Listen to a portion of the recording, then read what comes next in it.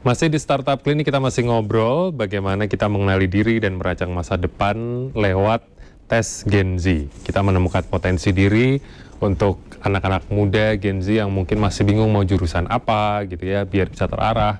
Untuk yang ternyata terlanjur kuliah di sebuah jurusan dan ngerasa salah jurusan, ternyata tetap masih bisa menggali potensi di situ biar nanti ke depannya juga bahkan karirnya terarah gitu ya. Nggak sembarangan dan nggak cuman ya udahlah yang penting lulus, yang penting dapat kerja gitu ya. Nah, kalau menurut kalian, kalau ada yang opini muncul gitu ya, yang penting sarjana gitu, nanti kerjaan kan juga yang penting dapat gitu. Kalau kalian sebagai yang mungkin ini kan bidangnya kalian spesifik berarti ya, dari kuliah sampai sekarang gitu, gimana? Mungkin bisa dibilang kata khasnya orang-orang yang gampang nyerah gitu ya. Jadi kalau misal kita bilang ya udah yang penting sarjana gitu kan, yang pasti mereka tuh sebenarnya belum tahu mereka itu sebenarnya passion mereka tuh apa gitu. Nah, itu mungkin yang bakal menjadi kebingungan juga gitu ya. Dimana sekarang juga banyak sekali pekerjaan-pekerjaan yang udah digantikan dengan teknologi gitu, ataupun AI itu sendiri gitu. Nah, karena itu pun kita harus tetap bisa adaptasi gitu. Jadi di balik berkurangnya pekerjaan-pekerjaan yang digantikan oleh AI, sekarang banyak juga pekerjaan baru yang muncul-muncul gitu. Nah, oleh harapannya dengan adanya pengenalan diri kita sendiri dengan Gen Z ya, tes Gen Z terutama, kita bisa tahu nih, apa sih sebenarnya dari passion aku yang sekarang ataupun diriku sendiri nih nanti untuk mengikuti perkembangan selanjutnya seperti apa gitu. Jadi di balik sarjana yang kita miliki, jadi kita harus benar-benar tahu gitu. Ya walaupun nggak harus sesuai dengan track yang kita punya gitu. Mau itu misal lulusan dari hukum, tapi kalau misal potensi kita di teknologi kan itu masih bisa dikembangkan juga gitu. Itu nanti kita yang udah disampaikan Mas Chan tadi bisa nge-merge juga antara hukum dan juga teknologi. Jadi kedepannya kita tahu potensi dan bisa memaksimalkan ya apa yang kita miliki. Oke, kalau Marcel? Kalau aku sendiri tentang pendidikan ya, terutama zaman sekarang. Kalau kita cuman yang penting sarjana, ini kan yang penting sarjana, berarti intinya dia bukan pekerja or yang something gitu ya.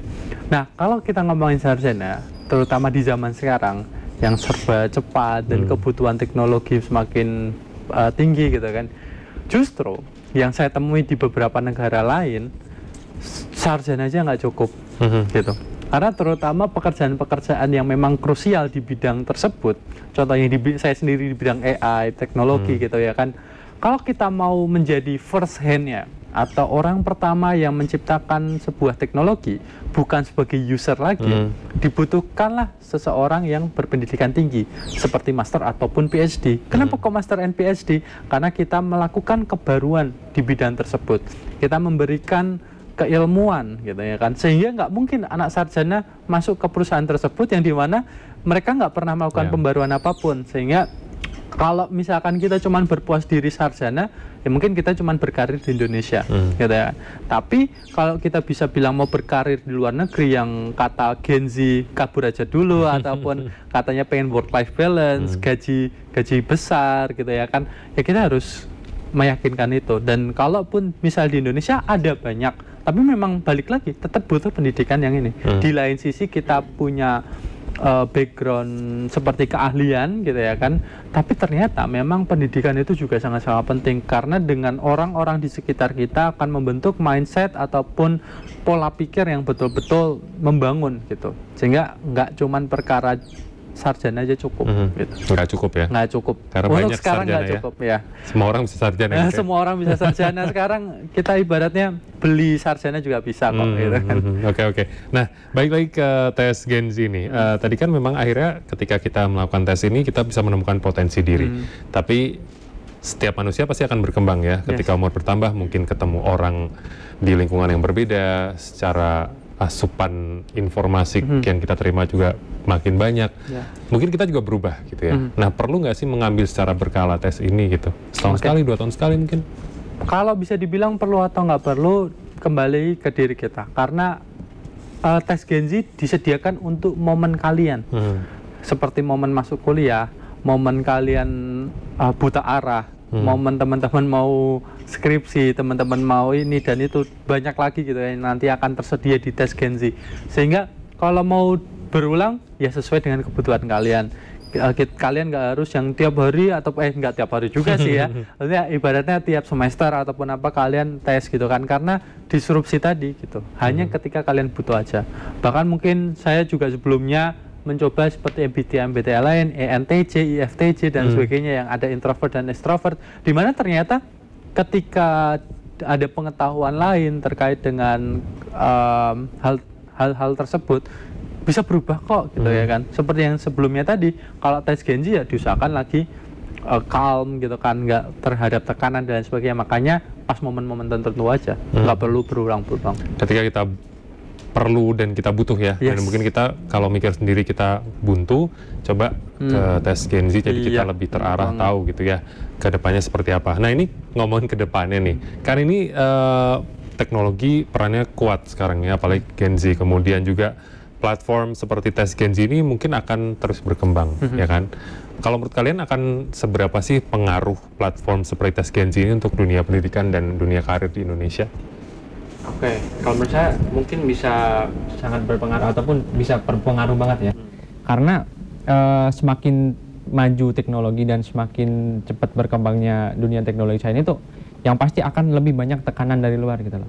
Nah, dari sisi itulah kayak udah kita harus adaptasi juga nih, entah kita nanti ada kayak tren-tren baru ataupun apa, kita harus tetap adaptasi juga gitu. Jadi kita sebagai developer pun harus tetap menyesuaikan gitu, menyesuaikan dengan perkembangan tren yang ada gitu. Dan dari situlah nanti usernya itu bakal mengikuti tren juga gitu loh. Nanti mereka tuh bakal mengikuti apa sih misal dari potensi-potensi mereka yang sebelumnya, misal di kita kan nanti ada the brainly, the visionary, the hustler, sama the connector ya. Nah, dari itu kan sebenarnya jika mereka berpotensi mempunyai dua kepribadian ini, mereka tuh bakal kita kasih rekomendasi juga. Jadi mereka tuh sebenarnya atau the mentor nih. Jadi mereka tuh gabungan dari the brainly sama the connector gitu. Jadi dari gabungan-gabungan itu nanti mereka bakal tahu nih, oh ternyata aku bisa nih gabungin dari bidang ini ke ini gitu. Jadi nanti kita bakal ngasih rekomendasi itu juga gitu. Oke, tambahan mungkin dari Masa? Kalau dari aku sendiri tentang pendidikan ya pasti sangat-sangat akan berpengaruh, terutama meningkatkan kepercayaan diri mahasiswa, terus kemudian dari percepatan kuliah, terus kemudian tingkat kelulusan yang mungkin sekarang kadang-kadang IP gitu ya kan yang lagi dibahas, IPK tinggi tapi kok ternyata inflasi gitu ya. Nah ini kan jadi problem yang bisa kita solve bersama sehingga nggak ada lagi mungkin di masa depan bahwasanya IP itu cuma jadi inflasi gitu ya. Yang benar IP 3,8 ya 3,8 gitu. Oke. Visi atau bukan visi ya, ke depannya nih kalau kalian sendiri melihat tes Gen Z akan seperti apa, dan mungkin apakah sudah ada kejutan-kejutan yang disiapkan, fitur-fitur baru yang nanti akan di-launch? Banyak banget tentunya, karena kita nanti akan kolaborasi banyak gitu ya, dengan para konten kreator dan juga para dosen, akademisi, dan juga beberapa instansi yang ada di Indonesia dan juga di luar negeri. So, this is not for Indonesian Gen Z, but this is worldwide Gen Z. Wah, luar biasa, bukan cuma di kita aja ya. Oke. Nah, terakhir nih, satu pesan, dua juga boleh lah untuk anak-anak muda Gen Z juga yang sekarang mungkin lagi ngalamin kesulitan, lagi galau dengan masa depan mereka gitu ya, silakan. Oke, mungkin buat teman-teman yang lagi ngerasa kayak belum ada support system gitu ya, jadi belum ada support system untuk mereka bisa jadi mentor ataupun panutan, atau bisa juga untuk teman, atau gimana sih cara kita nentuin masa depan gitu. Jadi tenang aja, ada tes Gen Z, nanti bisa teman-teman bisa buat aja tes Gen Z sebagai teman gitu untuk menentukan arah masa depan. Khawatir ya kalau nggak punya teman, paling nggak ada tes Gen Z untuk teman ngobrol ya. Oke. Marcel nih? Kalau aku singkat aja, buat teman-teman Gen Z, stop galau, pahami dirimu, dan tentukan masa depanmu. Oke, singkat pada jelas ya. Yang penting tahu potensi diri, dan nanti ke depannya tahu kita mau ngapain. Tapi balik lagi tadi ya, bukan cuma nentuin jurusan kuliah, bahkan kalau misalnya sudah terlanjur salah jurusan, tetap bisa akan diarahkan. Aman aja, Aman. serahkan pada tesgenzi.com. Serahkan pada tesgenzi.com. Di situ akan lengkap semuanya. Dan pastinya terima kasih untuk Anda sudah bergabung bersama kami. Terima kasih juga untuk Marcel dan Zidan sudah mampir. Semoga terus menginspirasi para Gen Z, dan kita akan ketemu lagi minggu depan ya di Startup Clinic dengan topik-topik menarik lainnya. Saatnya saya pamit, Felix Kris pamit undur diri. Terima kasih dan sampai jumpa.